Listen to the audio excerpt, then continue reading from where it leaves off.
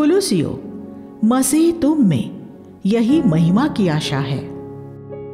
इसमें हम देखेंगे यीशु परमेश्वर और मनुष्य, मसीह के क्लेशों की घटी को भरना, ईश्वरीय भक्ति के रहस्य, यीशु की शैतान पर जय, छाया और वास्तविकता, शांत और धन्यवादी होना।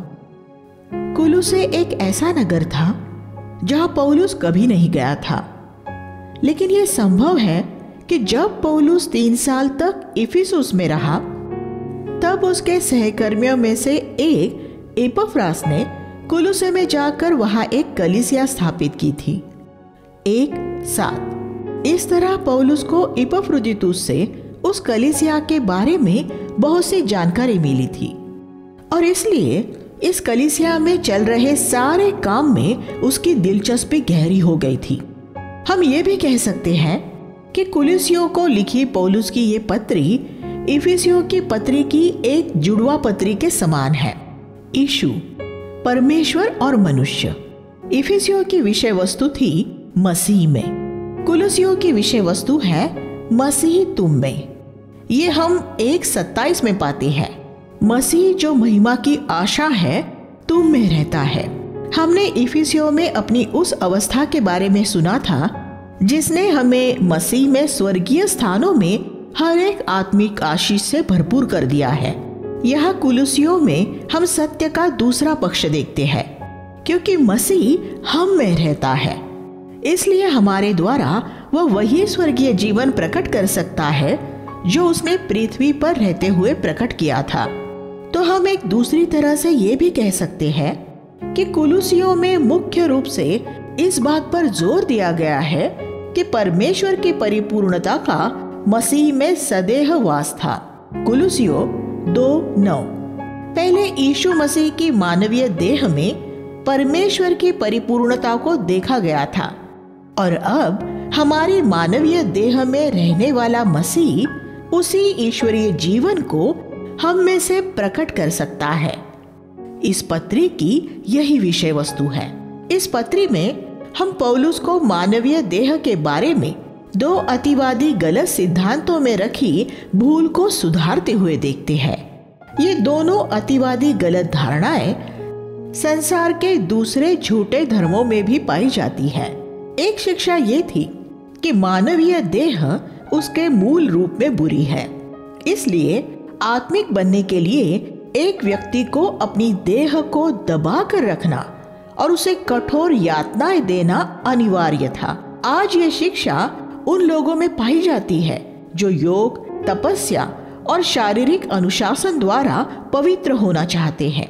पौलुस कुलुसियों अध्याय 2 के दूसरे भाग में इन सब बातों से निपटता है। दूसरी शिक्षा ये थी कि मानवीय देह महत्वहीन है, क्योंकि मुख्य चीज मानवीय आत्मा है।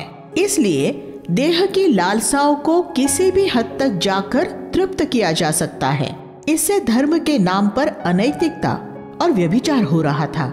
मूर्ति पूजक धर्मों में आपने देवदासियों, मंदिर की वेश्याओं के बारे में सुना होगा। बीती सदियों में बहुत से धर्मों में मानवीय देह के बारे में ये 2 अतिवादी मनोदशाएं बनी रही है। ये दोनों शिक्षाएं मानवीय देह को तुच्छ समझती है। इस शिक्षा की वजह से कुलुसे में कुछ लोग ये विश्वास नहीं कर पा रहे थे कि सर्वशक्तिशाली परमेश्वर हमारे जैसे मानवीय देह में आकर इस पृथ्वी पर एक मनुष्य के रूप में चल फिर सकता है। आज भी ऐसे मसीह जो ये विश्वास करते हैं कि यीशु मसीह एक मनुष्य के रूप में आया, पृथ्वी पर अपने प्रतिदिन के जीवन में इस सत्य का कोई व्यावहारिक उपयोग नहीं पाते। यीशु मसीह परमेश्वर है और वो हमेशा परमेश्वर था। जब वह पृथ्वी पर था वह तब भी परमेश्वर था, लेकिन वह पूरी तरह एक मनुष्य भी बन गया था। ये दोनों सत्य समान रूप से महत्वपूर्ण है। अगर इनमें से एक भी उसके व्यावहारिक उपयोग सहित हमारी नजरों से छिप जाएगा तो हमारा मसीह जीवन उसी अनुपात में नुकसान उठाएगा। अगर हम ये विश्वास नहीं करेंगे कि यीशु मसीह परमेश्वर है तो हमारे पाप क्षमा नहीं हो सकते, क्योंकि स्वयं परमेश्वर के अलावा कोई ऐसा नहीं है जो सारी मानव जाति के पापों की सजा सूली पर उठा सकता हो।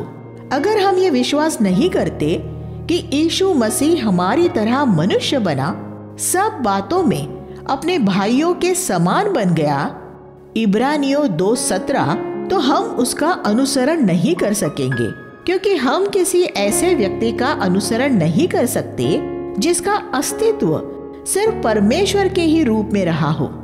लेकिन क्योंकि यीशु पृथ्वी पर अपने परमेश्वर होने के अधिकार को त्याग कर मानवीय सीमाओं के अंदर रहा, इसलिए अब हम उसका अनुसरण कर सकते हैं। फिलिपियों 2:5। पाप कोई ऐसी वस्तु नहीं है जो देह में पाई जाती है। आप इसलिए पाप नहीं करते क्योंकि आपकी एक देह है। यीशु की हमारे जैसी ही देह थी। उसकी देह उसकी माँ में से दाऊद के वंश के द्वारा आई थी। 2 तीमुथियुस 2:8 KJV। दाऊद के शुक्राणु मूल यूनानी शब्द है, लेकिन उसकी देह हालांकि हमारे जैसी मानवीय देह थी, फिर भी उस देह में कोई पाप नहीं था, न सचेत पाप न अचेत पाप। वह जन्म से लेकर मृत्यु तक पूर्णतः शुद्ध था। दूसरी तरफ शैतान की देह नहीं है, फिर भी वह पाप से भरा है। इस तरह हम देख सकते हैं कि मानवीय देह का पाप से कोई संबंध नहीं है। हम परीक्षा के क्षणों में ये चुनाव स्वयं करते हैं, या तो पाप को अपनी देह द्वारा प्रकट होने दे या परमेश्वर के जीवन और शुद्धता को अपने जीवन के द्वारा प्रकट होने दे। कुलुसियों की पत्री मसीह की देह में परमेश्वर की परिपूर्णता के वास करने के बारे में है, और अब मसीह हम में वास करता है। अध्याय 1 सृष्टि और छुटकारे में मसीह की सर्वोच्चता पर जोर देता है। सबसे पहले पौलुस ने उनके लिए बाकी सभी कलीसियाओं की तरह जिन्हें उसने पत्रियां लिखी थी, परमेश्वर को धन्यवाद दिया। जिस दिन से हमने इसके बारे में सुना है, तुम्हारे लिए प्रार्थना और विनती करना नहीं छोड़ा है। 1:9। पौलुस यहाँ ऐसे मसीहों के लिए प्रार्थना कर रहा था जिनसे वह कभी नहीं मिला था। पहला अध्याय 7 और 8। उसके सहकर्मी इपफ्रुदीतुस ने इस कलीसिया की स्थापना की थी। उसने पौलुस को कुलुसे के विश्वासियों के बारे में बताया था। अगर आप एक दिलचस्प बाइबल अध्ययन करना चाहे तो आप पौलुस की प्रार्थनाओं का अध्ययन कर सकते हैं। रोमियो से लेकर 2 तीमुथियुस तक पौलुस की अनेक प्रार्थनाएं हैं। उसकी सभी प्रार्थनाओं में से आप ये देख सकते हैं कि विश्वासियों के लिए उसने सिर्फ आत्मिक बातों के लिए ही प्रार्थना की थी। उसने ये प्रार्थना कभी नहीं की थी कि मसीह धनवान हो जाए, या उनके पास रहने के लिए अच्छे घर हो, या वे अपने काम धंधों में उन्नत हो। उसने उनमें से किसी के लिए ऐसी बातों के लिए प्रार्थना नहीं की थी। उसने हमेशा अनंत आत्मिक बातों के लिए ही प्रार्थना की थी। पौलुस के हृदय को इस वास्तविकता ने मजबूती से जकड़ रखा था कि इस पृथ्वी पर जो कुछ है वह थोड़े समय का ही है। एक चित्रण का उपयोग किया जा सकता है। पृथ्वी पर हमारे जीवन की तुलना एक अनंत रेल यात्रा से की जा सकती है। ये रेल यात्रा कुछ समय बाद पूरी हो जाती है, फिर हम अपने गंतव्य स्थान मंजिल पर पहुंच जाते हैं। अगर हम समझदार होंगे तो हम एक आरामदायक रेल यात्रा की बजाय अपने गंतव्य स्थान पर अपने रहने के लिए एक अच्छी जगह का इंतजाम करेंगे। इसलिए पौलुस ने विश्वासियों के लिए ये प्रार्थना की कि वे पृथ्वी पर इस तरह रह सके कि जब वे अनंत में पहुंचे तो उनके अंदर कोई पछतावा न रहे।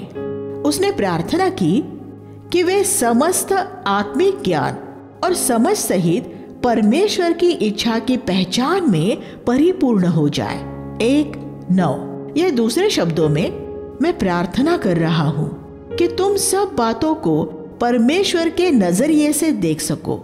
J.B. फिलिप्स भावानुवाद। अपनी शारीरिक देह को परमेश्वर के नजरिए से देखे और न तो उसे तुच्छ जाने और न ही उसे भोग विलासी बनाए।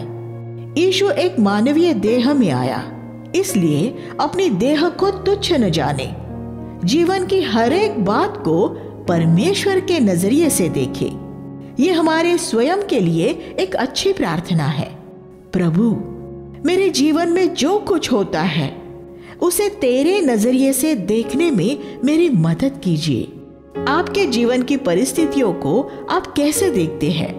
वह बीमारी, देह में चुभा हुआ वह कांटा, वह व्यक्ति जो आपके साथ बुरा व्यवहार कर रहा है, इन सभी को परमेश्वर के नजरिए से देखें। जब आपके साथ ये हुआ था, तब क्या परमेश्वर को उससे हैरानी हुई थी? नहीं, वह हैरान नहीं हुआ था, लेकिन उससे आपको जरूर हैरानी हुई थी, क्योंकि आप समय और भौतिक तत्वों में सीमित एक मनुष्य है। लेकिन याद रखिए कि परमेश्वर उनसे हैरान नहीं हुआ था। तो जब आप परमेश्वर के नजरिए पर पहुंच जाएंगे, तो आप ये पाएंगे कि आपका हृदय ऐसे बहुत सी बातों के बारे में शांत हो जाएगा, जो बातें आपको तब बहुत परेशान करती अगर आप उन्हें पृथ्वी के नजरिए से ही देखते। अगर आप एक ऐसी कलीसिया तैयार कर सके जहां लोग परमेश्वर के नजरिए से देखने वाले हो, तो वह एक आत्मिक कलीसिया होगी। एक कलीसिया सिर्फ तभी आत्मिक नहीं होती जब वह बहुत सुसमाचार प्रचार और सामाजिक कार्य करती है। हम सबको परमेश्वर के नजरिए से देखने वाला बनना चाहिए। सिर्फ तभी ऐसा होगा कि हमारा चाल चलन प्रभु के योग्य होगा और हम सब भले कामों के लिए फलवंत हो सकेंगे। 1:10। फिर पौलुस परमेश्वर की महिमामय शक्ति के अनुसार सब तरह से बलवंत होने की बात करता है। पद 11, जो असल में एक ऐसा जीवन है जो पवित्र आत्मा से भरा हुआ है। 1:15 नई वाचा में इस हकीकत का सबसे स्पष्ट बयान है। अगर किसी को संदेह है कि यीशु मसीह पृथ्वी पर रहते हुए भी परमेश्वर ही था, वह अदृश्य परमेश्वर का प्रतिरूप तथा समस्त सृष्टि में पहलौठा है। इसका अर्थ है कि वह मानवीय रूप में परमेश्वर था, वही जिसने वह सब कुछ बनाया या रचा, जिसकी रचना की गई है, जिसका अस्तित्व हर एक वस्तु के रचे जाने से पहले था और जिसने सब कुछ रचा है, जैसा पहला अध्याय 15 से 17 में स्पष्ट किया गया है। 1:21 में मसीह शारीरिक देह पर जोर देता है, क्योंकि उस समय कुछ लोग ये कह रहे थे कि उसकी शारीरिक देह नहीं थी। मसीह के क्लेशों की घटी को पूरा करना। पौलुस 1:24 में कहता है, मैं मसीह के क्लेशों की घटी को देह अर्थात कलीसिया के लिए अपनी देह में पूरा करता हूँ। मसीह की पीड़ाओं में क्या बाकी रह गया था? सूली पर क्या उसने ये नहीं कहा था कि सब पूरा हो गया है? यहाँ एक बड़ा सत्य है। हम सुसमाचारों में यीशु की कुछ शारीरिक पीड़ाओं के बारे में पढ़ते हैं, लेकिन उसने अपने जीवन में भी ऐसी पीड़ाएं सही थी जिनका बयान पवित्र शास्त्रों में नहीं है। सूली पर जब उसने कहा पूरा हुआ, तो उसने न सिर्फ मनुष्यों के पापों का दाम चुकाने का काम पूरा किया, बल्कि उसने ऐसे हर एक प्रलोभन, परीक्षा पर जय पाने का काम भी पूरा किया, जिसका सामना हर एक मनुष्य को किसी भी समय करना पड़ सकता है। वह सब बातों में हमारे ही समान परखा गया, लेकिन फिर भी निर्दोष निकला। इब्रानियों 4:15। हर एक परीक्षा में हमारे पास ये विकल्प होता है कि हम या तो भोग विलास का मार्ग चुने या हम पीड़ा का, भोग विलास का विपरीत मार्ग चुने। यीशु ने लगातार पीड़ा का मार्ग चुना और देह में दुख उठाया। 1 पत्रस 4:1। इस तरह वो हमारा अग्रदूत बना। अब हमें उसके पद चिन्हों में चलते हुए एक छोटे अग्रदूत बनना है। जब हम पाप करने के प्रलोभन में पड़ते हैं, तब पवित्र आत्मा हमारी देह में दुख उठाने के उसी चुनाव में हमारी अगुवाई करता है, जिसमें से यीशु गुजरा है। 1:24 में पौलुस असल में ये कह रहा था कि उसने अपने जीवन में अभी उन सारी पीड़ाओं को, परीक्षाओं में नहीं सहा है जिन्हें यीशु ने पूरा कर दिया है। यीशु ने बाहरी तौर पर भी बहुत सी पीड़ाओं को सहा, क्योंकि वह सत्य के लिए खड़ा हुआ। अगर आप एक प्याले को पीड़ा का प्रतीक मान ले, तो यीशु के मामले में उसने अपने जीवन में पीड़ा सहने के जितने चुनाव किए, वे उस प्याले को पूरा भर देते हैं। अंत में उसने सूली पर कहा, पूरा हुआ। अब हम यीशु के पद चिन्हों पर चलते हैं और हमारी देह भी यीशु जैसी है। पवित्र आत्मा को हम में भी वही काम करना पड़ता है, प्याले को भरना। जब हमारा नया जन्म होता है तब हमारा प्याला खाली होता है, क्योंकि तब तक हमने मसीह के लिए कोई दुख नहीं सहा होता। फिर समय बीतने के साथ साथ ये प्याला उन पीड़ाओं से भरने लगता है जो हम मसीह के लिए सहते हैं। वही मसीह जो पृथ्वी पर था अब हम में रहता है, और अब वह हमें उन्हीं पीड़ाओं में से लेकर गुजरता है जिनमें से वह गुजरा है। लेकिन अब हमारी देह में सेवक उसके स्वामी से बड़ा नहीं होता। उसकी सभी पीड़ाओं को अब हमारी देह में पूरा होना है। असल में ये एक बड़ा विशेषाधिकार है। पौलुस कहता है कि उसका प्याला अभी तक नहीं भरा है। बहुत से मसीह ये नहीं समझते कि जब वे किसी पीड़ा में से गुजरते हैं तब वे मसीह की पीड़ाओं में उसके साथ संगति करते हैं। मैं उन पीड़ाओं की बात नहीं कर रहा हूं जो हमें कुछ मूर्खतापूर्ण या पापमय काम करने द्वारा सहनी पड़ती है। यीशु ने कभी मूर्खता या पाप से भरा कोई काम नहीं किया था। पीड़ाएं सहने की उसकी वजह यह थी कि उसके जीने का तरीका इस संसार के तरीके से बिल्कुल विपरीत था। उसकी पूरी सेवा के कारण उसके समय के बाइबल ज्ञानियों और धर्मशास्त्रियों से लगातार संघर्ष होता रहता था। वे उससे घृणा करते थे और अंत में उन्होंने उसे मार डाला। आज भी ऐसा ही है। अगर हम यीशु मसीह के सच्चे शिष्य होंगे तो हम भी स्वयं को इस संसार की पूरी धार्मिक व्यवस्था और बहुत से तथाकथित मसीह धर्म सिद्धांत और मसीह धर्म के सामने एक संघर्ष की दशा में पाएंगे। हमें भी वैसा ही संघर्ष करना पड़ेगा जैसा यीशु ने किया था उन लोगों से जो परमेश्वर को नहीं जानते लेकिन जो बहुत धार्मिक है। वे कौन लोग थे जो यीशु को बालजबूल कह रहे थे? वे यूनानी या रोमी नहीं थे। ये वे लोग थे जिनके पास बाइबल थी, उस समय का पुराना नियम। वे कौन लोग थे जिन्होंने यीशु को सबसे ज्यादा सताया और उसे मार डाला था? ये वे धार्मिक लोग थे जिनके पास बाइबल थी। इसलिए अगर हम मसीह के क्लेशों की घटी को अपनी देह में पूरा करेंगे तो हम पाएंगे कि वे लोग जिनके पास एक बाइबल है हमें भी सता रहे हैं, क्योंकि वे परमेश्वर को नहीं जानते। यीशु ने कहा कि वे इसलिए उससे घृणा करते थे और उसे सताते थे क्योंकि वे पिता को नहीं जानते थे। वे हमारे साथ भी यही करेंगे। पौलुस कहता है, मैं इन पीड़ाओं में आनंद मना रहा हूं क्योंकि मैं उनमें अपना हिस्सा पा रहा हूं। मसीह की देह कलीसिया के लिए हम में से हर एक का इसमें अपना अपना हिस्सा है। पहले इसके लिए यीशु को अपनी शारीरिक देह में पीड़ा सहनी पड़ी। अब उसे अपनी आत्मिक देह कलीसिया में पीड़ा सहनी पड़ रही है। इन पीड़ाओं में आपका अपना हिस्सा है और मेरा अपना हिस्सा है। मैं आपका हिस्सा लेकर उसमें आपकी पीड़ाओं को पूरा नहीं कर सकता और आप मेरा हिस्सा लेकर उसमें मेरी पीड़ाओं को पूरा नहीं कर सकते। जब आप किसी पीड़ा में से गुजरते हैं तो मैं आपके लिए विश्वास योग्य नहीं हो सकता।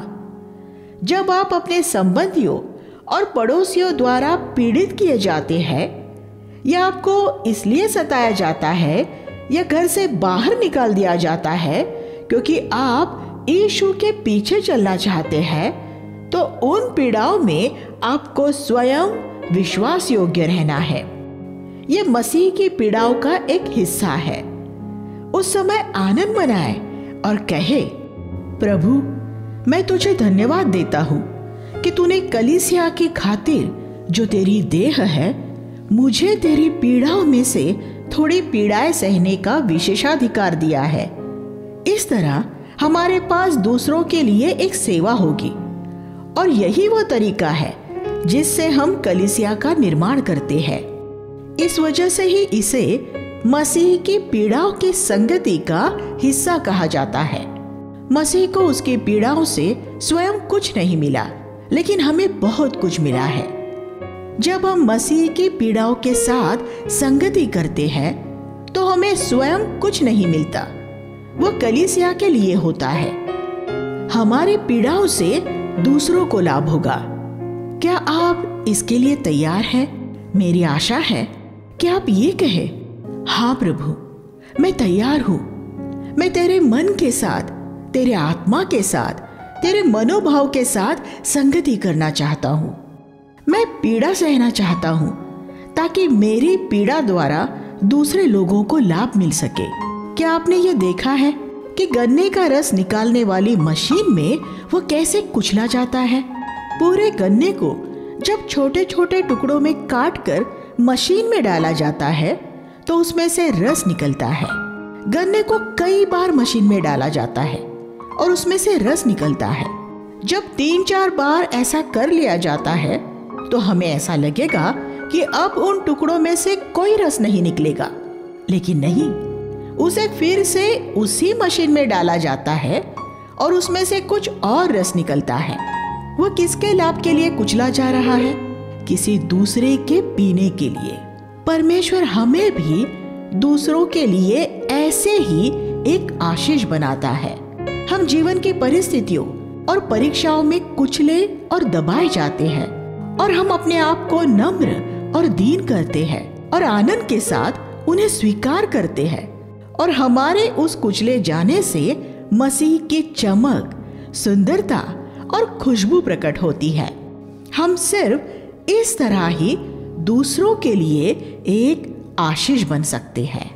1:28 में पौलुस कहता है, मसीह की पीड़ाओं के इस अनुभव के साथ अब हम मसीह का प्रचार करते हैं, हर एक मनुष्य को सचेत करते हैं और समस्त ज्ञान से हर एक को सिखाते हैं कि हर एक को मसीह में सिद्ध करके प्रस्तुत कर सके। ये समस्त ज्ञान के साथ नबूवत और शिक्षा दोनों है।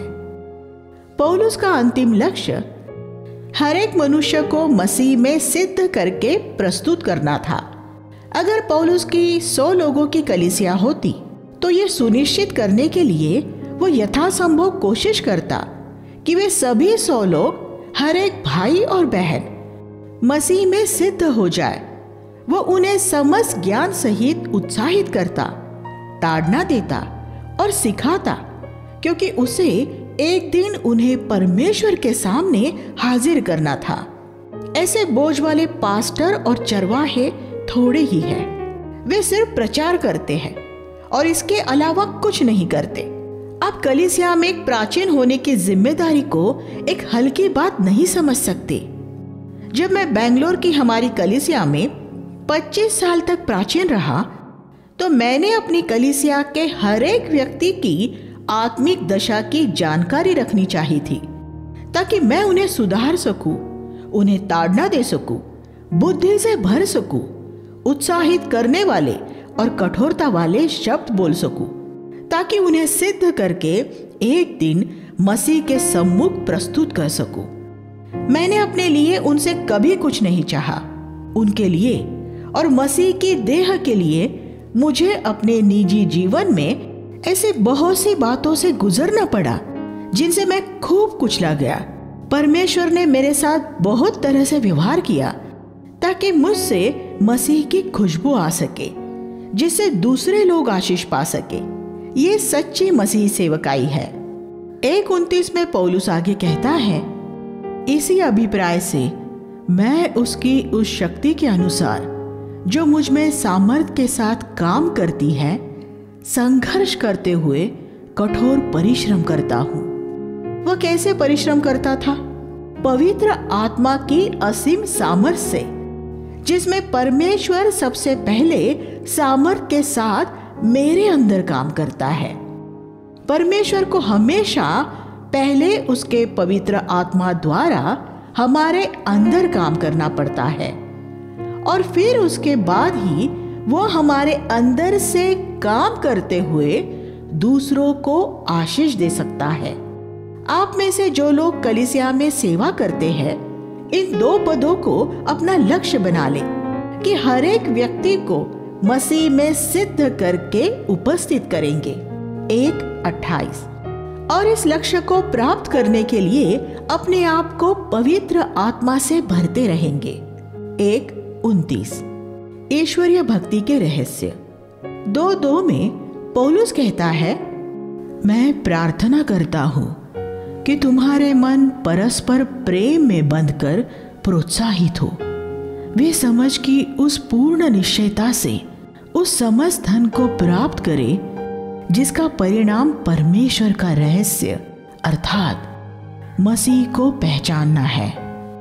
रहस्य शब्द नए नियम के कुछ भागों में मिलता है और वह एक ऐसे सत्य के बारे में बताता है जिसे आप सिर्फ तभी जान सकते हैं जब परमेश्वर अपने पवित्र आत्मा द्वारा उसे आप पर प्रकट करता है। 1 कुरिन्थियों 2:8-10 कहता है, जिन बातों को आँख ने नहीं देखा और कान ने नहीं सुना और जो मनुष्य के हृदय में नहीं समाई, उन्हीं को परमेश्वर ने अपने प्रेम करने वालों के लिए तैयार किया है। लेकिन परमेश्वर ने उन्हें आत्मा द्वारा हम पर प्रकट किया है। सिर्फ 2 ऐसे रहस्य हैं जिन्हें बाइबल में महान रहस्य कहा गया है। एक रहस्य ये है कि परमेश्वर मानव देह में आया। 1 तीमुथियुस 3:16। भक्ति का भेद बड़ा महान है। परमेश्वर देह में प्रकट हुआ। ये ईश्वरीयता का या एक ईश्वरीय भक्ति का जीवन जीने का भेद है। दूसरा भेद कलीसिया का देह और मसीह के दुल्हन होना है। इफिसियों 5:32 कहता है, वे दोनों एक तन होंगे। ये रहस्य तो महान है, लेकिन मैं ये बात मसीह और कलीसिया के संदर्भ में कह रहा हूँ। कलीसिया मसीह के साथ एक देह हो गई है। ये दूसरा महान रहस्य है। अगर हमें यह समझना है कि यीशु देहधारी होकर आया, हमारी ही तरह परखा गया, उसने सब प्रलोभनों परीक्षाओं पर जय पाई और अब हम कैसे उसके पद चिन्हों पर चल सकते हैं, पाप पर जय पा सकते हैं और इस तरह उन सब के साथ मिलकर मसीह की देह का निर्माण कर सकते हैं जो इसी मार्ग पर चल रहे हैं, तो हमें परमेश्वर के प्रकाशन की जरूरत होगी। मसीह की देह के रूप में कलीसिया का निर्माण करना एक व्यक्ति द्वारा पृथ्वी पर की जाने वाली सबसे बड़ी सेवा है। इससे बढ़कर और कुछ नहीं है। पौलुस ने उसका पूरा जीवन इस कलीसिया के निर्माण में खर्च किया था।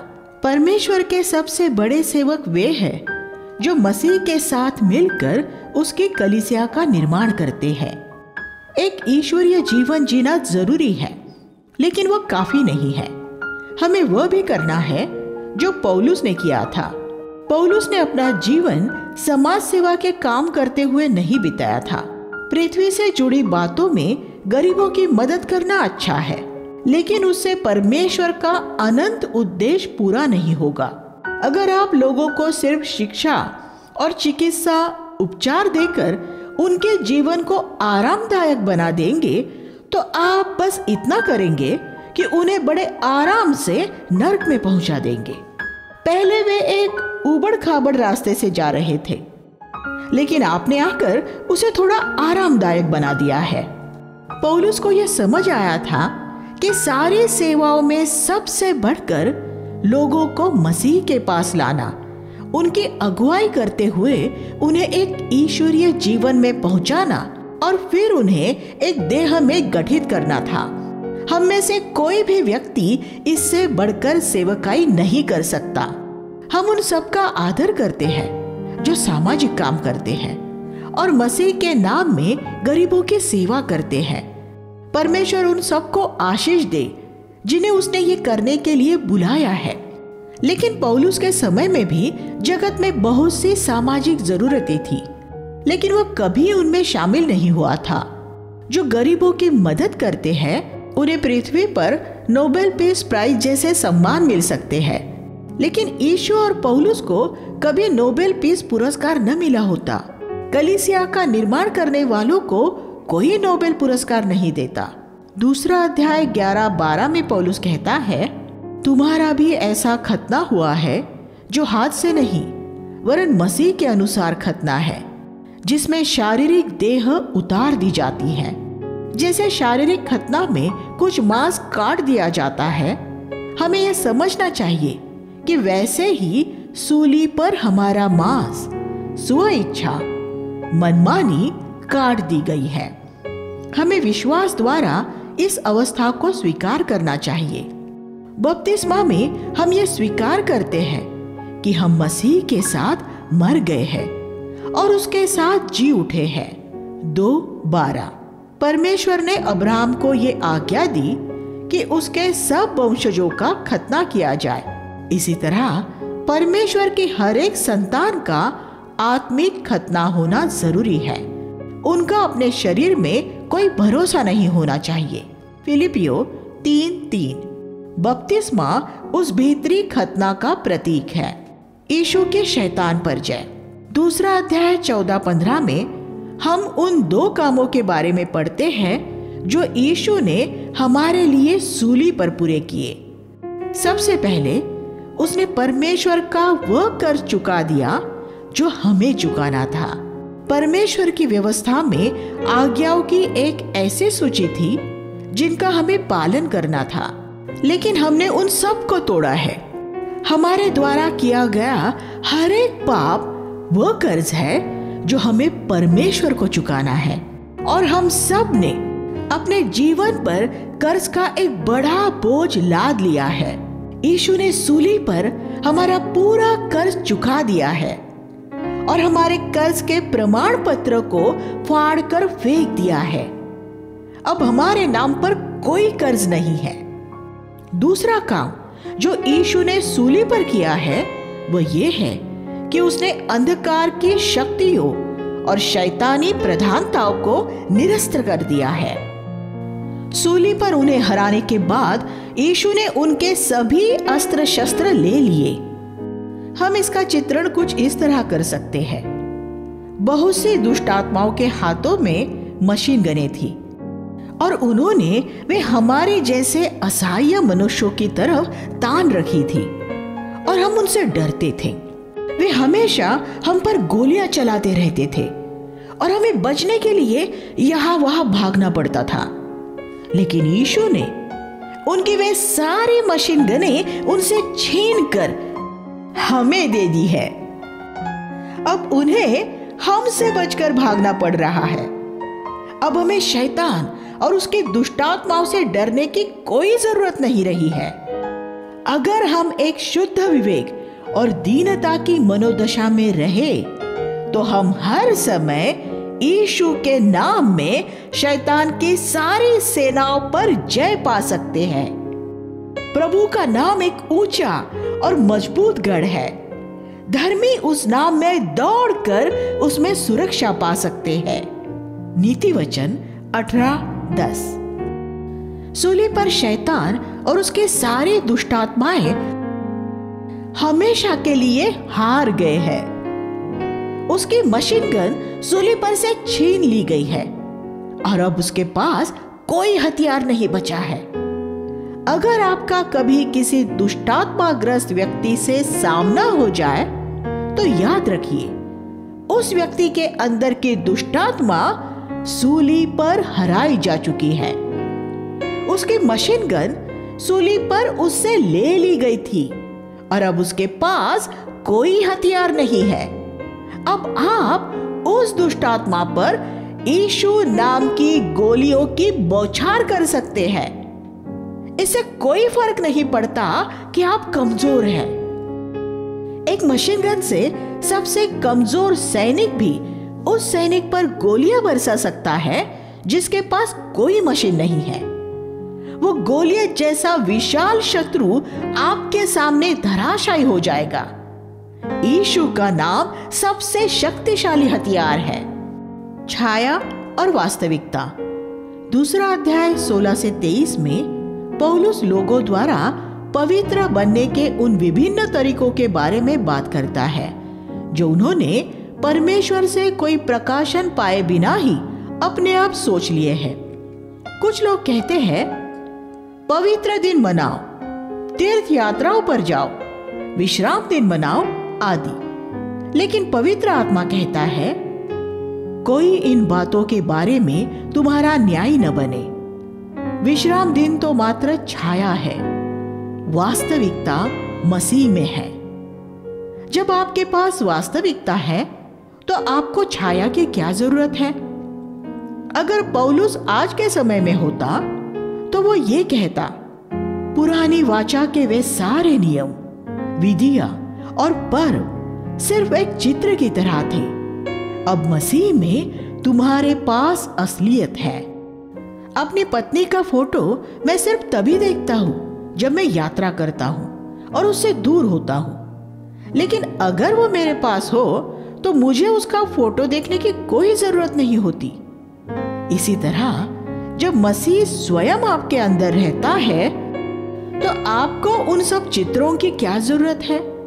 मसीह आपका पति ही आपके पास है, तब आपको उसके चित्र की, फोटो की जरूरत क्यों है?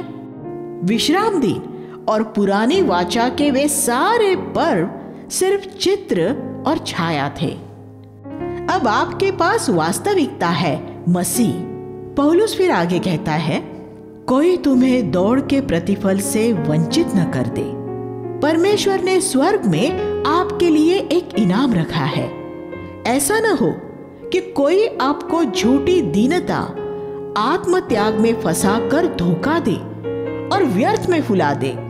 विश्वासियों में बहुत सी झूठी दीनता है।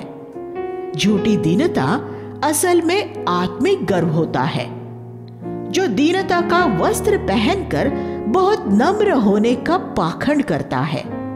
इसे अपने से दूर करें। पौलुस दूतों की पूजा करने की बात करता है। दूत शब्द का अनुवाद संदेशवाहक भी हो सकता है। आज मसीही जगत में परमेश्वर के संदेशवाहकों की बहुत पूजा हो रही है। बहुत से गैर मसीही अपने भगवान रूपी बाबाओं की पूजा करते हैं। बहुत से मसीहों के भी बाबा हैं। ऐसे मसीही अगुए जिनकी वे इतनी सराहना करते हैं जो लगभग पूजा करना ही है। एक ईश्वरीय व्यक्ति का आदर करना, उसकी प्रशंसा करना और उसके परामर्श पर ध्यान देना अच्छा है, लेकिन इस बात का ध्यान रखें कि वह आपके जीवन में मसीह की जगह न ले ले, क्योंकि वह फिर पूजा बन जाती है। वह इस झूठी दीनता का हिस्सा होती है। आप इस तरह से पवित्र नहीं बन सकते। उस संदेशवाहक के साथ इस तरह जुड़ने के बजाय सिर के साथ, मस्तिष्क के साथ मजबूती से जुड़े रहना ज्यादा अच्छा है। 2:19। सबसे अच्छा संदेशवाहक वही है जो आपको सिर के पास अर्थात मसीह के पास पहुंचाता है।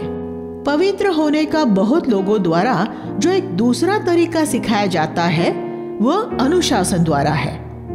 इसे हाथ में न लो, इसे मत चखो, इसे मत छुओ। पद 20-21। और एक व्यक्ति का खाना पीना बदल देने द्वारा उसे पवित्र करना चाहते हैं, या फिर शरीर को कठोर यंत्रणा देकर ऐसा करना चाहते हैं। बिस्तर पर नहीं, जमीन पर सो जाओ। 40 दिन तक उपवास करो। पद 23। मैंने ऐसे लोग देखे हैं जो कई कई दिनों तक उपवास करते हैं लेकिन फिर भी क्रोध से भर जाते हैं और अपने हृदयों में कड़वाहट भरे रहते हैं। उनके उपवासों ने उन्हें पवित्र नहीं बनाया है। वे अभी भी लोगों की पीठ पीछे बातें करते हैं और उनकी बुराई करते हैं। शरीर को कठोर यंत्रणा देने से कोई पवित्र नहीं बनता। इसमें पवित्रता का दिखावा तो होता है, लेकिन ये किसी को उसके पाप से छुटकारा नहीं देता। पाप से कैसे निपटा जा सकता है? 3:3 में पौलुस कहता है, तुम मसीह के साथ मर चुके हो। इसका ये तरीका है, अपने आप को मसीह में मरा हुआ समझो। आप मसीह के साथ जीवित भी किए गए हो। 3:1 ये असली पवित्रता पाने का तरीका है। कुछ खास दिनों को पवित्र मानने, दूतों की पूजा करने, शरीर को कठोर यंत्रणा देने या अपने आप को उपवास द्वारा अनुशासित करने से कुछ नहीं होता है। इनमें से कोई भी बात आपको पवित्र नहीं बना सकती। अगर आप अपने जीवन भर ये सब करते रहेंगे, तब भी ये बातें आपको पवित्र नहीं बना सकती। पवित्र होने का तरीका यीशु के साथ शरीर में मरना और फिर उसके साथ जीना है। ये सिर्फ मरना नहीं है।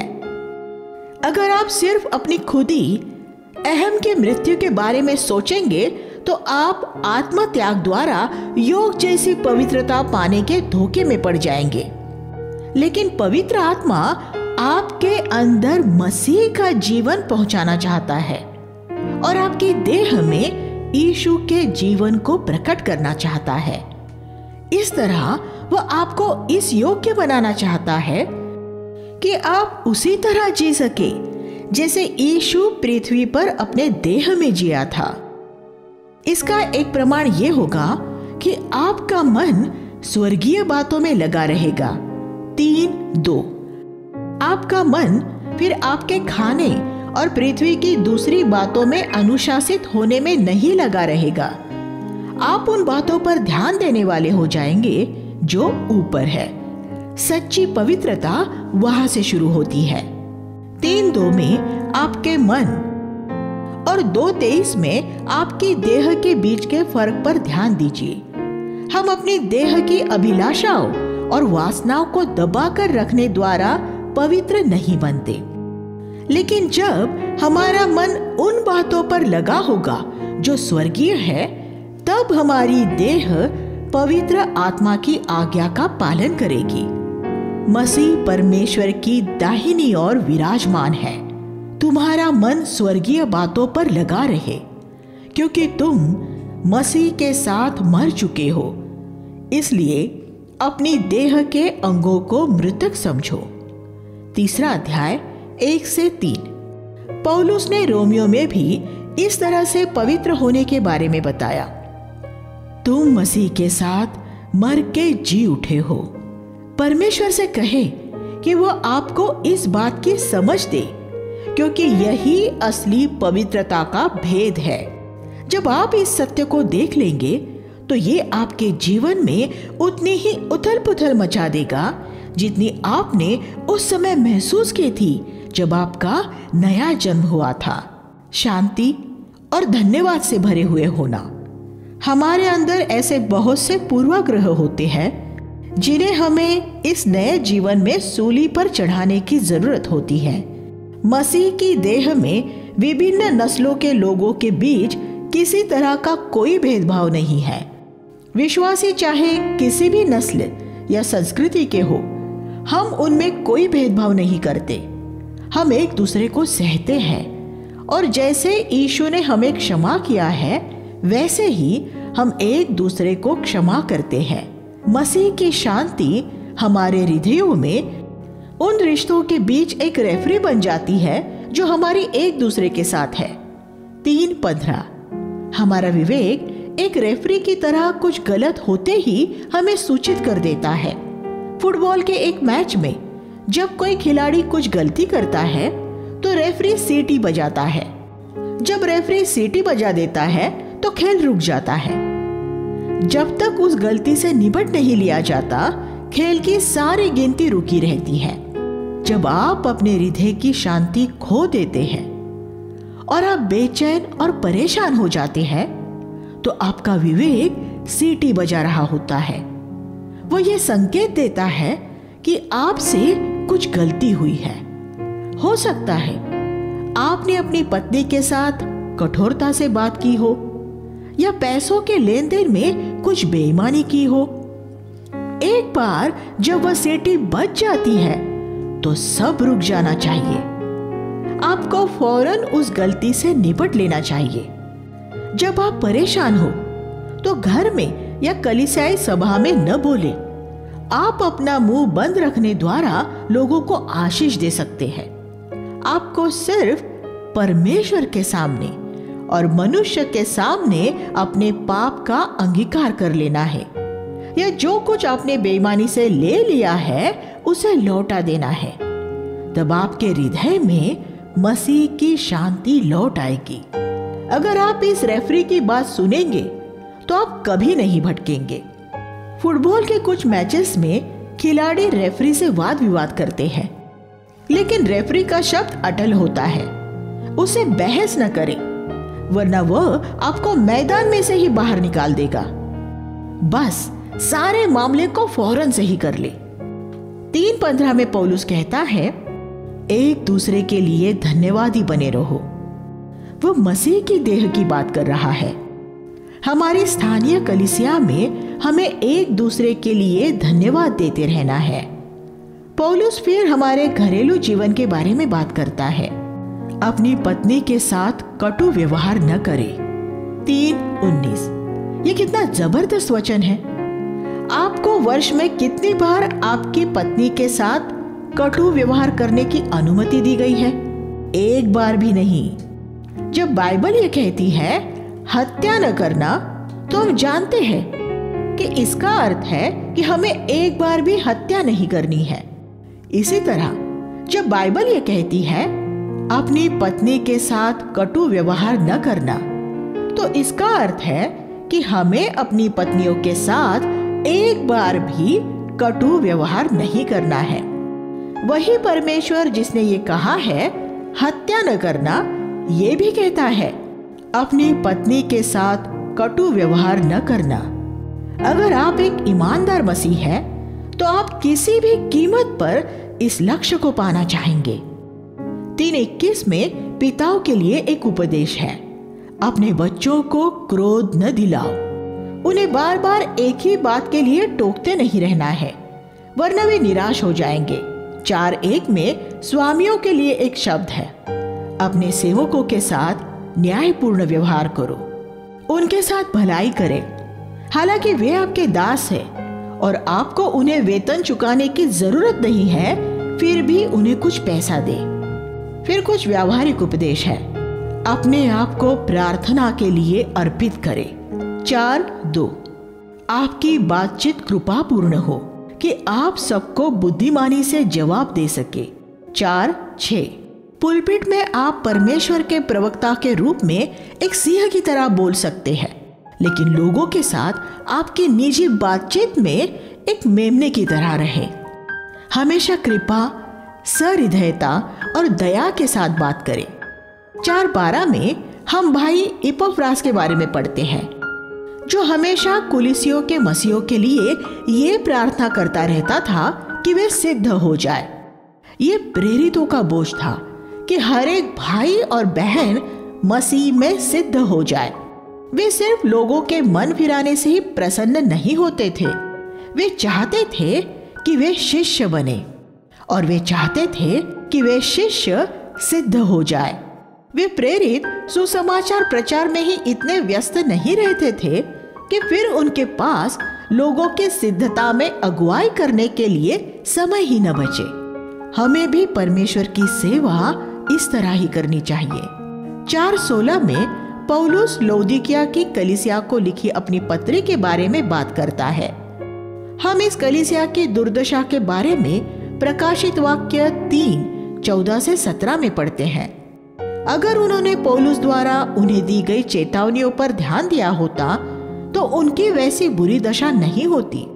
लौदीकिया के लोगों को लिखी पौलुस की पत्री बाइबल में नहीं है, लेकिन मुझे यकीन है कि उसमें नबूवत से भरपूर ऐसे उपदेश होंगे जो उस कलीसिया पर आने वाली विपत्ति से उन्हें बचाने के लिए काफी होंगे। ऐसे समय होते हैं जब परमेश्वर एक नबी को एक ऐसा शब्द देकर भेज सकता है जो खास आपके लिए होगा। अगर आप उस पर ध्यान देंगे तो आपको बचा लेगा। अगर आप उसको अस्वीकार कर देंगे तो आप नाश हो सकते हैं। पौलुस देमास का उल्लेख करता है जो उस समय उसका सहकर्मी था, 4:14। लेकिन बाद में देमास संसार की बातों से आकर्षित होकर मार्ग से भटक गया था, 2 तीमुथियुस 4:10। 4:17 में हम अखिरपुस को दिया गया एक अद्भुत उपदेश पाते हैं। जो सेवा प्रभु ने तुझे सौंपी है उसे सावधानी से पूरा कर। उन सेवकाइयों के बारे में सोचकर परेशान न हो जो परमेश्वर ने दूसरों को दी है। परमेश्वर ने आपको एक खास सेवकाई दी है, उस पर ध्यान दीजिए और किसी भी कीमत पर उसे पूरा करें। अखिरपुस की जगह वहां अपना नाम रखकर इस शब्द को अपने हृदय में बसा लीजिए। जब मैं एक युवक था और मैंने इस पद को पढ़ा था, तब मैंने अखिरपुस की जगह वहां अपना नाम रखा था और मैंने प्रभु को मुझे ये कहते हुए सुना था, जो सेवकाई मैंने तुझे सौंपी है उस पर ध्यान दे और उसे पूरा कर। अपने मार्ग से भटक कर कुछ और न करना। मैं आप सबसे ये कहना चाहता हूं, अगर परमेश्वर ने आपको एक कलीसिया का निर्माण करने के लिए बुलाया है तो मार्ग से भटक कर समाज सेवा के काम में न लग जाए। अगर परमेश्वर ने आपको एक नबूवत की सेवकाई के लिए बुलाया है तो किसी मसीह संस्था में निदेशक, डायरेक्टर का पद ग्रहण करके न बैठ जाए। जो सेवकाई आपको परमेश्वर ने सौंपी है उस पर ध्यान दीजिए और उसे पूरा करें। आइए हम प्रार्थना करें। हे हमारे स्वर्गीय पिता, इस पत्र की चुनौती के लिए हम आपका धन्यवाद करते हैं कि आज हमारे देह में मसीह प्रकट हो सकता है। एक बार फिर से हमारे देह में हम अपने हिस्से का कार्य कर सकते हैं। इस पृथ्वी पर आपकी महिमा करने के लिए हमारी सहायता कीजिए। यीशु के नाम में प्रार्थना करते हैं, आमीन।